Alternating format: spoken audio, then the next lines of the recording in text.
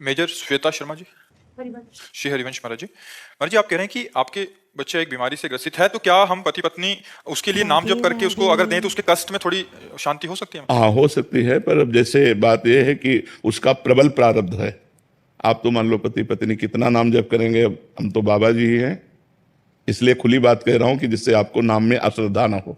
यदि प्रारब्ध प्रबल है तो नाम जप उसको आगे चल करके परम लाभ प्रदान करेगा, पर अभी भोगना पड़ेगा। जैसे बचपन से भगवान के मार्ग में, लेकिन दोनों किडनी फेल हैं। अब आप विचार करो, माला 10 माला 20 वाला, यहाँ गुरु कृपा से तो तो इसलिए हम आपको संकेत में बता रहे हैं कि नाम कभी खाली नहीं जाता, वो काम करेगा। पर अब जैसे हम 50 ग्राम नाम है और 1 किलो अपराध है, तो कैसे समझ में आएगा? जब 1 किलो के ऊपर नाम बढ़े तो मिटिया मेट कर देगा प्रारब्ध को। अच्छा, जैसे हम लोग हैं तो हम लोग प्रारब्ध को आदर सहित भोगते हैं, उसको नाम से काटते नहीं है। नाम तो हमारे प्रीतम की प्रसन्नता के लिए, प्रारब्ध प्रीतम के नाम के प्रभाव से ऐसे निकलता चला जा रहा है। हम कोई परेशान नजर आ रहे हैं? आपको परेशान व्यक्ति नजर आ रहे हैं? और परेशानी इतनी है कि पूछो मत।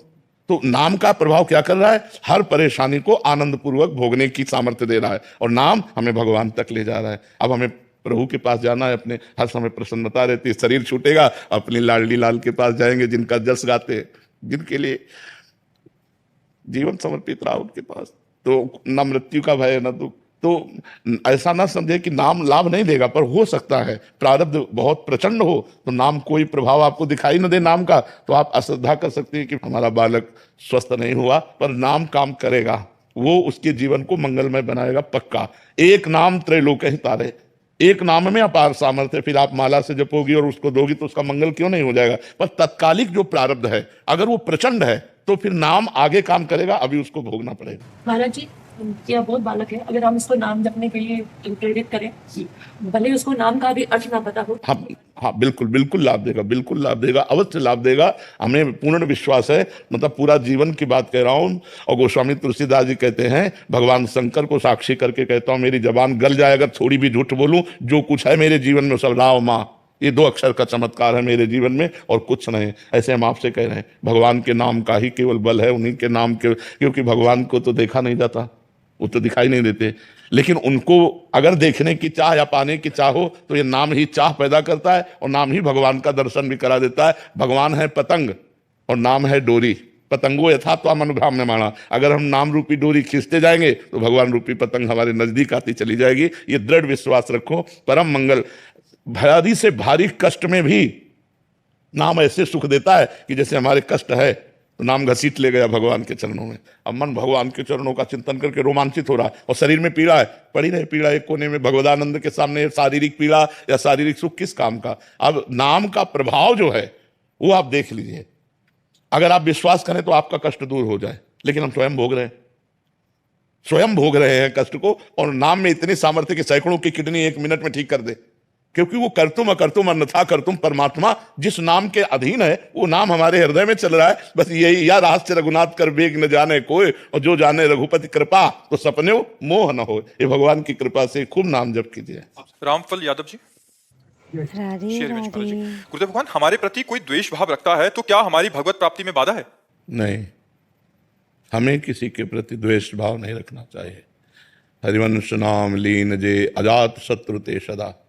अजात शत्रु, भक्त का शत्रु पैदा ही नहीं हुआ, अर्थात त्रिभुवन में किसी के प्रति भी हम द्वेष भाव, ईर्ष्या का भाव, शत्रुवत भाव न रखें।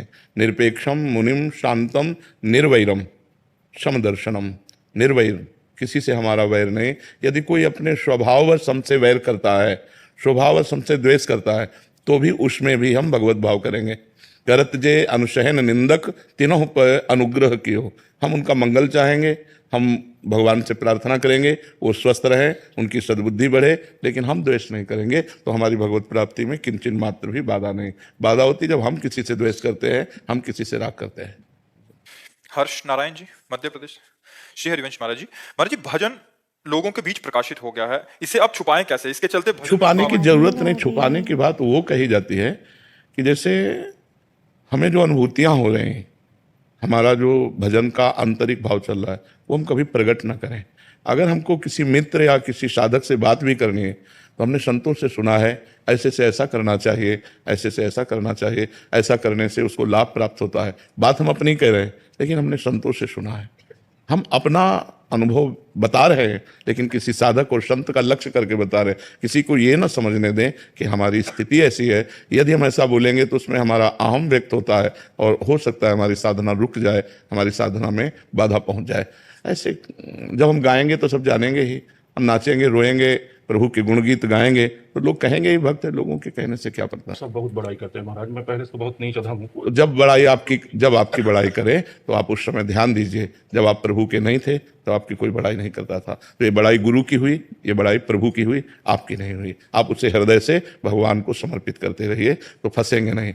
सम्मान वैसे जहर है, इस जहर से बच जाए तो बहुत अच्छी बात है। सम्मानम कलयाति घोर गर्णम नीचापमानम शुधा, श्री राधा मुरलीधरो भज सके वृंदावन मात्यज। सम्मान को घोर विष के समान समझे, नीच पुरुषों द्वारा किया हुआ अपमान अमृत के समान समझे और श्री मुरलीधर और राधा किशोरी का भजन करे। तो इसलिए सम्मान मिले तो उसे गुरु और इष्ट को देना चाहिए। अगर सम्मान स्वयं स्वीकार करता है तो साधक का पतन हो जाता है। अमानिना मान देना, सबहि मान प्रद आप अमानी। अगर अमानी बन गए तो फिर बात बन जाएगी, अगर मान आ गया तो फिर गड़बड़ हो जाएगा। इसलिए वो मान गुरु और इष्ट को समर्पित कीजिए। ना हमें मान देने वाले को बुरा कहना, ना भला कहना है। कोई प्रणाम कर रहा है, हमने मानसिक प्रणाम किया और सोचा ये तो गुरु को प्रणाम जा रही, ये इष्ट को प्रणाम जा रही, ऐसा भाव रखना चाहिए।